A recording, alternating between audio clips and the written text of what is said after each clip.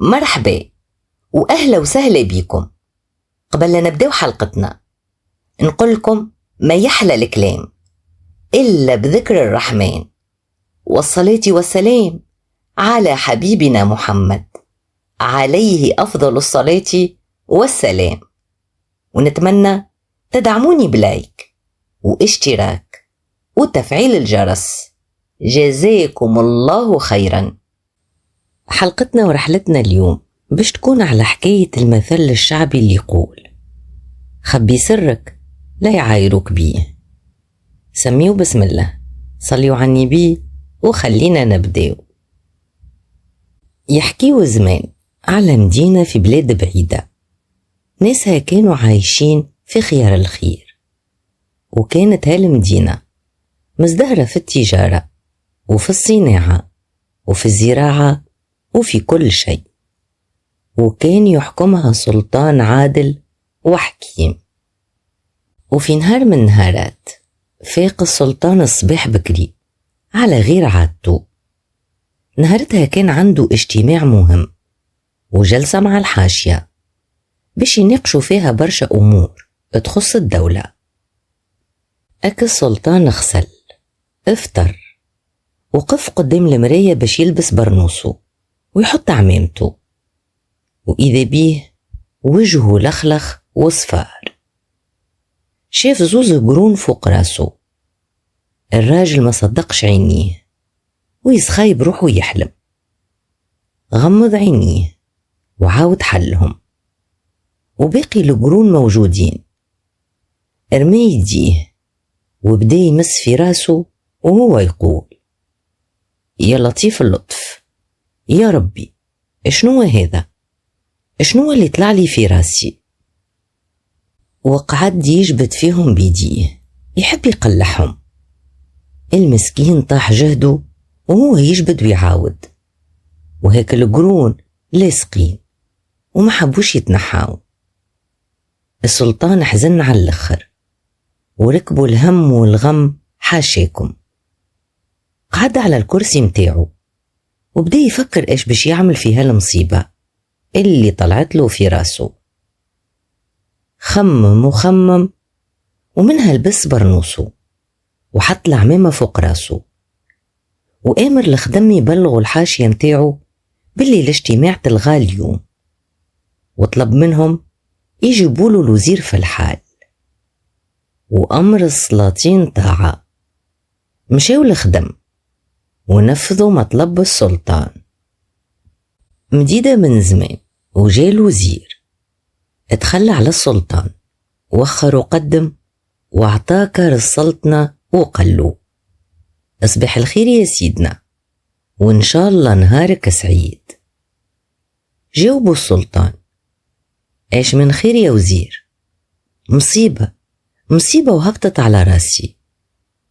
الوزير تفجع وقال له إن شاء الله الخير يا سيدنا، مولانا مريض وإلا العدو باش يغور علينا. قال له السلطان لا هذي ولا هذي. قال له الوزير مالا أشفم يا سيدنا. السلطان تنهد ومنها نحى العمامة من فوق راسه وقال له شوف يا وزير، شوف ايش طلع لي فوق راسي.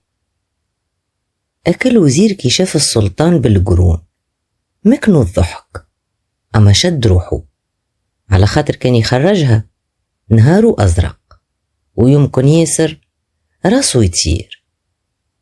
اكتمها وقال له والله يا سيدنا الحالة هذه عمري ما شفتها في حياتي، وعمري ما شفت ابن آدم طلعوا له قرون.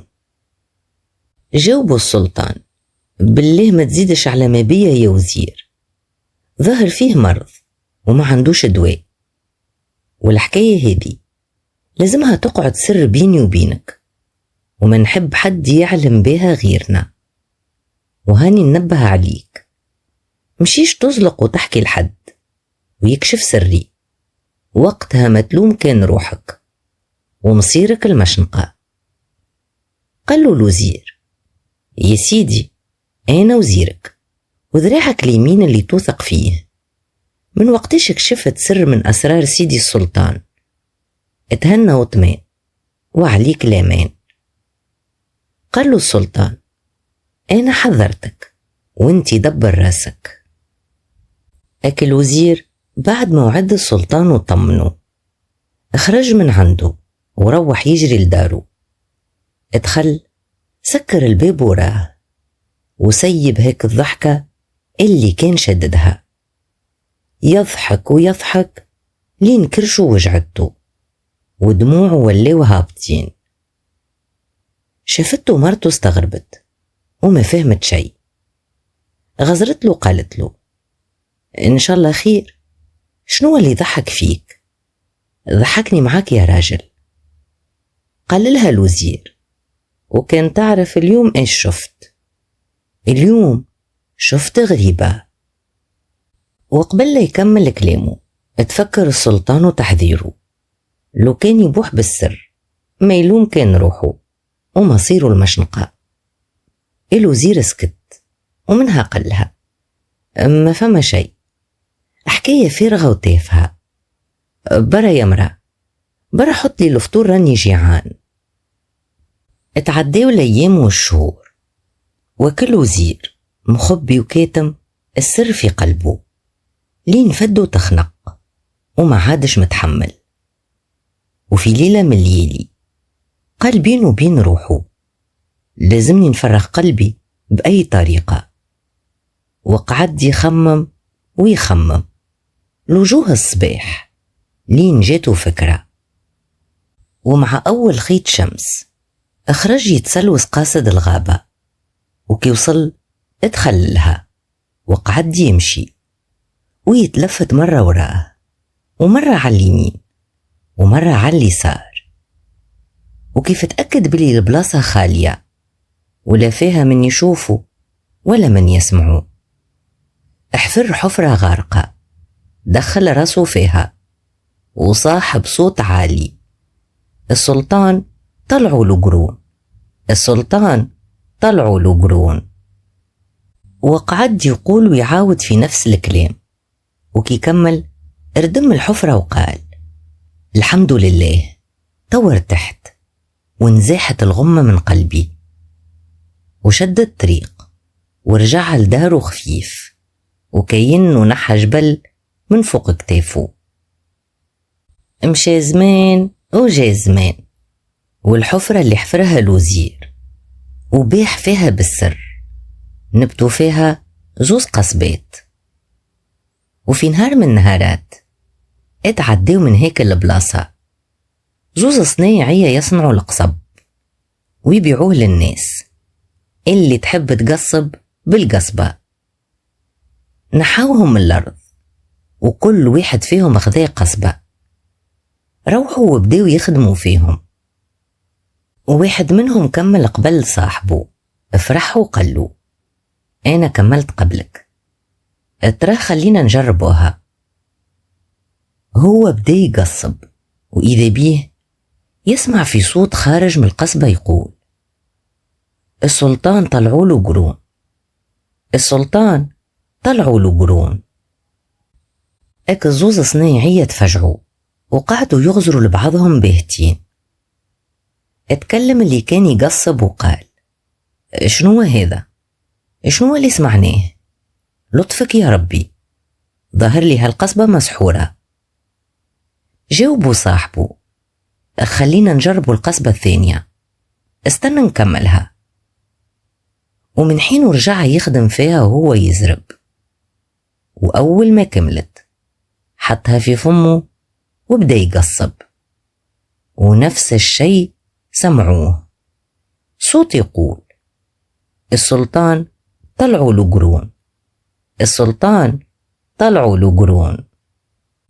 اتلموا عليهم الناس، واسمع يلي ما سمعتش، والحاضر يعلم الغايب. وولاو يضحكوا على السلطان اللي طلعوا له قرون.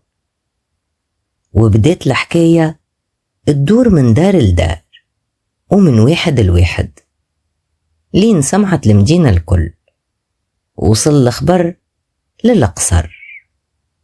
السلطان هبل وجن وأمر يجيبوله الوزير، وأول موقف قدامه قاله: خنتني يا وزير وخنت ثقتي فيك، عليه بحت بسري للناس. قال له الوزير: يا سيدي سرك ما بحت به الحد. قال له السلطان: مال العباد كيفاش سمعوا؟ قول الحق يا وزير. جاوبوا الوزير: والله يا سيدنا لو كان الكذب ينجي، الصدق أنجى وانجى، وانا سرك ما خبرت به بني آدم، هاني باش نخبرك الحقيقة. في نهار من النهارات حسيت السر ثقل عليا برشا، وليت مشيت للغابة وحفرت حفرة غارقة، حطيت فيها راسي وبديت نعيط ونقول: السلطان طلعوا له قرون، السلطان طلعوا له قرون.